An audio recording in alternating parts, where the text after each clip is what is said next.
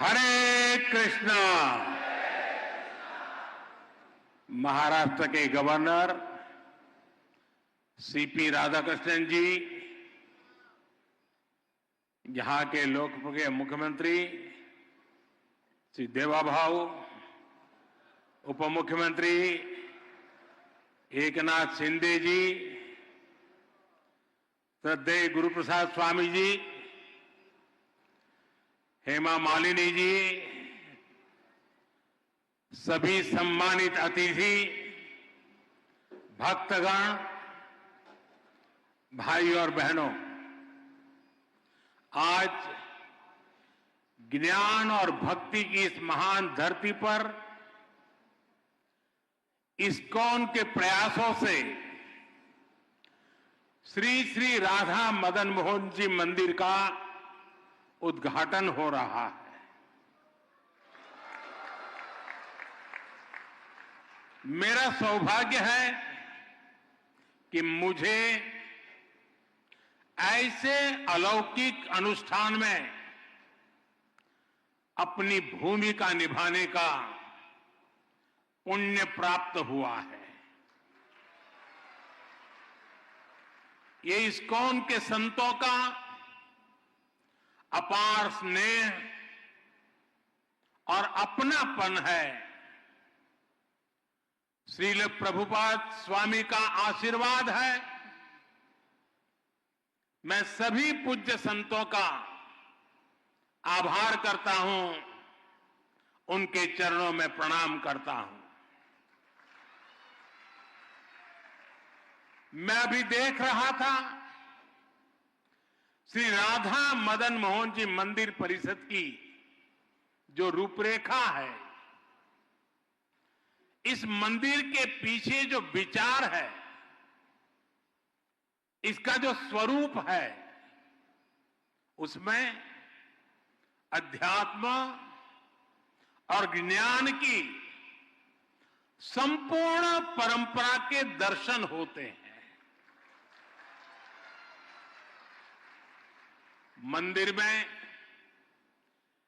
ईश्वर के विविध स्वरूपों के दर्शन होते हैं,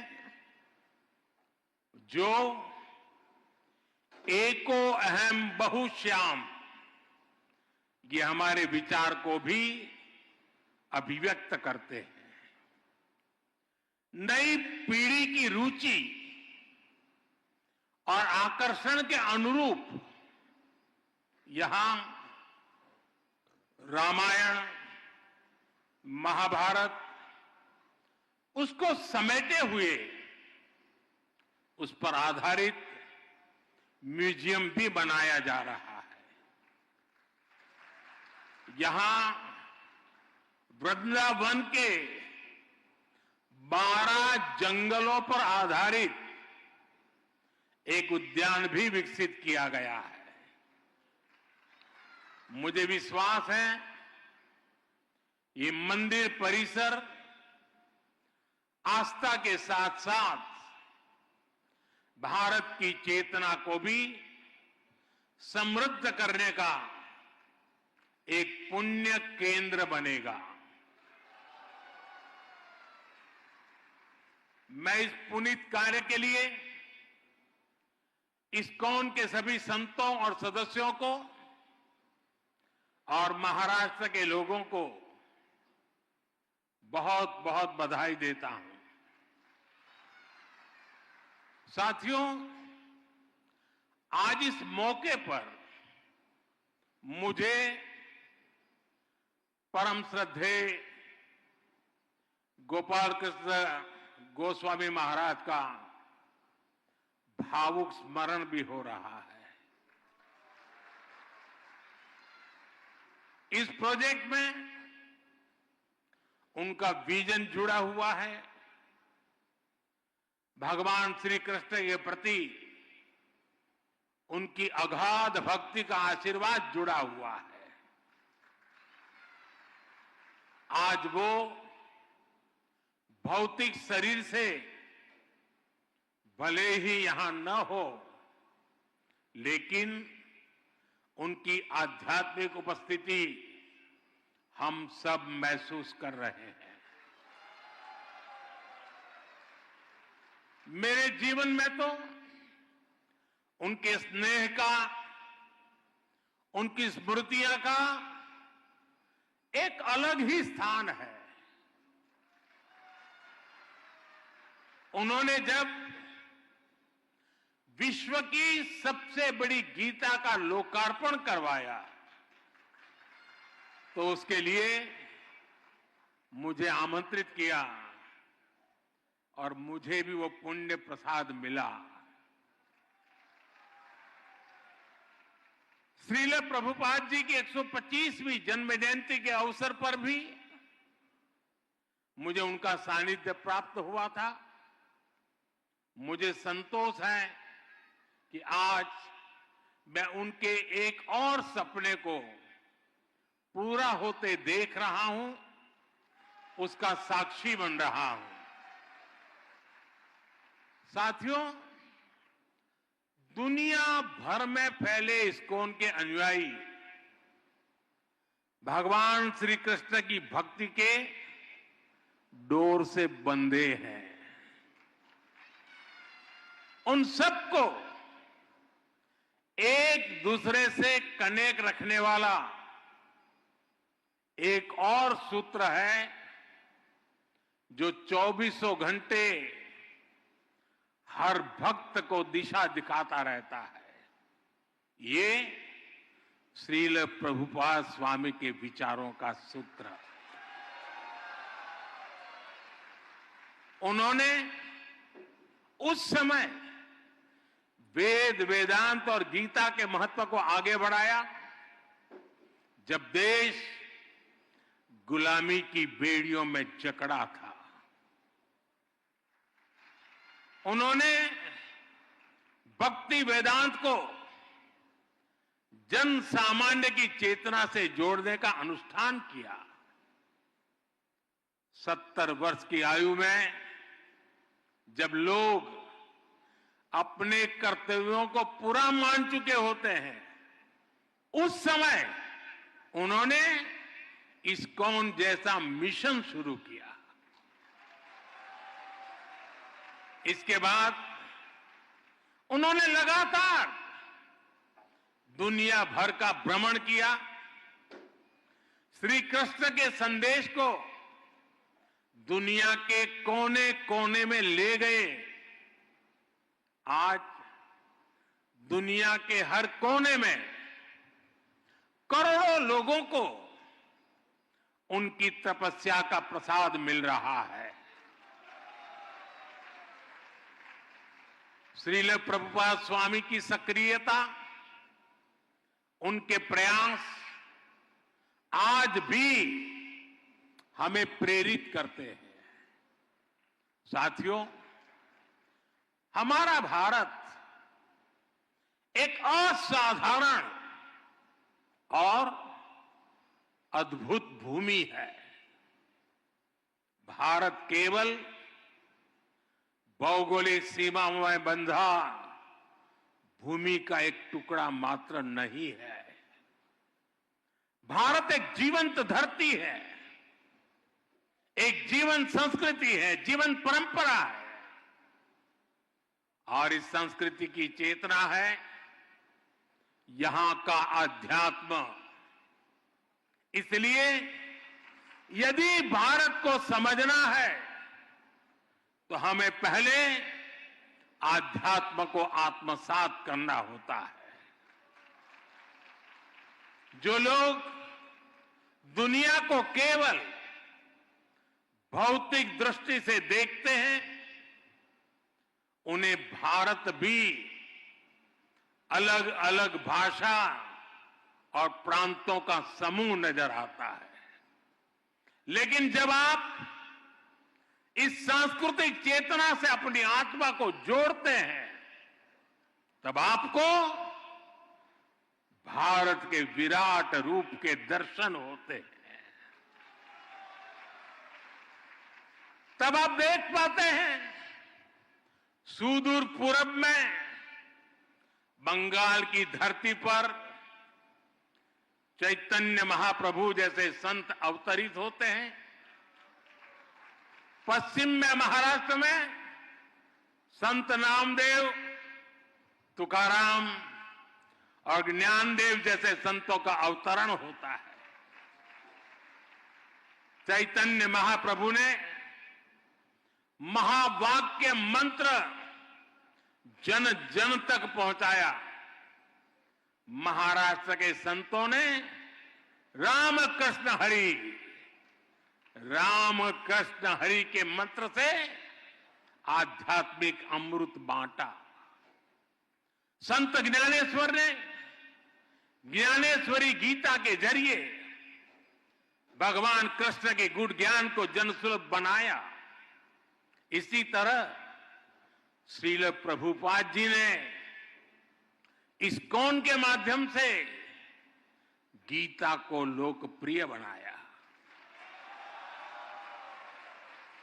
गीता की टीकाएं प्रकाशित कर उसकी भावना से लोगों को जोड़ा। अलग अलग स्थानों पर जन्मे ये सभी संत अपने अपने तरीके से कृष्ण भक्ति की धारा को गति देते रहे हैं। इन संतों के जन्म काल में वर्षों का अंतर है, अलग अलग भाषा, अलग अलग पद्धति है, लेकिन बोध एक है, विचार एक है, चेतना एक है। सभी ने भक्ति के प्रकाश से समाज में नए प्राण फूके, उसे नई दिशा दी, अविरत ऊर्जा दी। साथियों, आप सभी परिचित हैं, हमारी आध्यात्मिक संस्कृति की नींव का प्रमुख आधार सेवा भाव है। आध्यात्मिकता में जनार्दन सेवा और जन सेवा एक हो जाते हैं। हमारी आध्यात्मिक संस्कृति साधकों को समाज से जोड़ती है, उनमें करुणा की भावना पैदा करती है। ये भक्ति भाव उन्हें सेवा भाव की ओर ले जाता है। दातव्यमिति यद्दानम दीयते अनुपकारिणे देशे काले च पात्रे च तद दानम सात्विकम स्मृतम। श्री कृष्ण ने हमें इस शोक में सच्ची सेवा का मतलब बताया है। उन्होंने बृहद सुंदर तरीके से समझाया है कि सच्ची सेवा वही है जिसमें आपका कोई स्वार्थ ना हो। हमारे सभी धार्मिक ग्रंथों और शास्त्रों के मूल में भी सेवा भावना है। इस्कॉन जैसी इतनी विराट संस्था भी इसी सेवा भावना से काम करती है। शिक्षा, स्वास्थ्य और पर्यावरण से जुड़े कितने ही काम आपके प्रयास से होते हैं। कुंभ में इस्कॉन सेवा के कई बड़े कार्य कर रहा है। साथियों, मुझे संतोष है कि हमारी सरकार भी इसी सेवा भावना के साथ पूरे समर्पण से लगातार देशवासियों के हित में काम कर रही है। हर घर में शौचालय बनवाना, हर गरीब महिला को उज्ज्वला का गैस कनेक्शन देना, हर घर तक नल से जल की सुविधा पहुंचाना, हर गरीब को 5 लाख रुपए तक मुफ्त इलाज की सुविधा देना, 70 वर्ष की आयु से ऊपर के हर बुजुर्ग को इस सुविधा के दायरे में लाना, हर बेघर को पक्के घर देना, ये इसी सेवा भावना के साथ, इसी समर्पण भाव के साथ किए गए कार्य हैं जो मेरे लिए हमारी महान सांस्कृतिक परंपरा का प्रसाद है। सेवा की यही भावना सच्चा सामाजिक न्याय लाती है, सच्चे सेक्युलरिज्म का प्रतीक है। साथियों, हमारी सरकार कृष्ण सर्किट के माध्यम से देश के अलग अलग तीर्थों, धार्मिक स्थानों को जोड़ रही है। इस सर्किट का विस्तार गुजरात, राजस्थान, हरियाणा, उत्तर प्रदेश और उड़ीसा तक है। स्वदेश दर्शन और प्रसाद योजना के द्वारा इन स्थानों को विकसित किया जा रहा है। इन मंदिरों में भगवान श्री कृष्ण के अलग अलग रूपों के दर्शन होते हैं। कहीं वो बाल रूप में दिखते हैं तो कहीं उनके साथ राधा रानी की भी पूजा होती है। किसी मंदिर में उनका कर्मयोगी स्वरूप दिखाई देता है तो कहीं राजा के रूप में उनकी पूजा की जाती है। हमारा प्रयास है कि भगवान श्री कृष्ण के जीवन से जुड़े अलग अलग स्थलों तक पहुंचना और मंदिरों के दर्शन करना आसान हो। इसके लिए विशेष ट्रेनें भी चलाई जा रही है। इस्कॉन भी कृष्ण सर्किट से जुड़े आस्था के इन केंद्रों पर श्रद्धालुओं को लाने में जरूर सहयोग कर सकता है। मेरा आपसे आग्रह है कि आप अपने सेंटर से जुड़ने वाले सभी भक्तों को भारत में कम से कम 5 ऐसे स्थानों पर जरूर भेजें। साथियों, पिछले 1 दशक में देश में विकास और विरासत को एक साथ गति मिली है। विरासत से विकास के इस मिशन को इस्कॉन जैसी संस्थाओं का महत्वपूर्ण सहयोग मिल रहा है। हमारे मंदिर या धार्मिक स्थल तो सदियों से सामाजिक चेतना के केंद्र रहे हैं। हमारे गुरुकुलों का शिक्षा और कौशल विकास को बढ़ावा देने में अहम योगदान रहा है।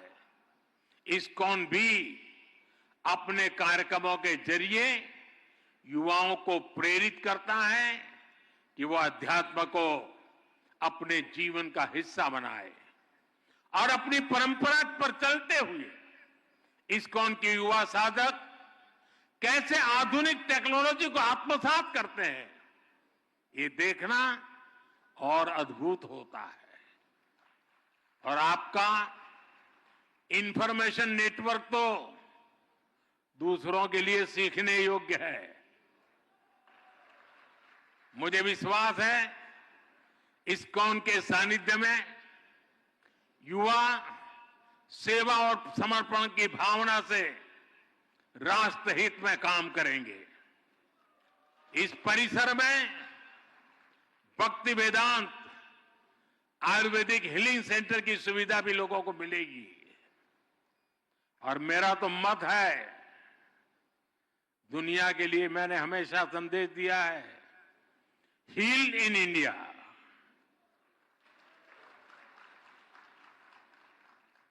शुश्रूषा के लिए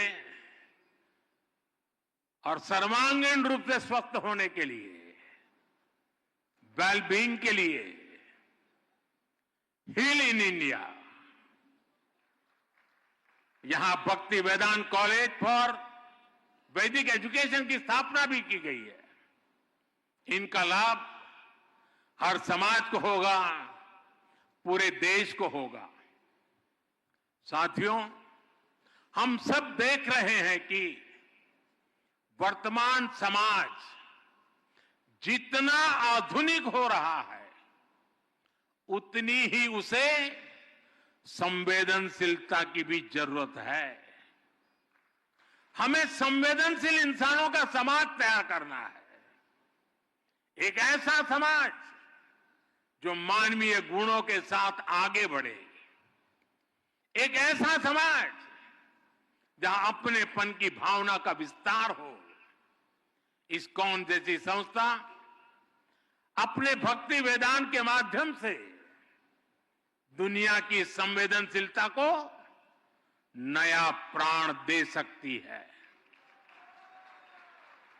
आपकी संस्था अपनी क्षमताओं का उपयोग कर पूरी दुनिया में मानवीय मूल्यों का विस्तार कर सकती है।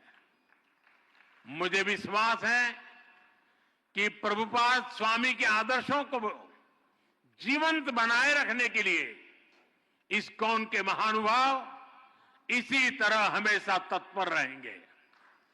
मैं एक बार फिर राधा मदन मोहन मंदिर जी के लिए पूरे इस्कॉन परिवार को, सभी देशवासियों को बहुत बहुत बधाई देता हूं। आप सबका बहुत बहुत धन्यवाद। हरे कृष्णा, हरे कृष्णा, हरे कृष्णा।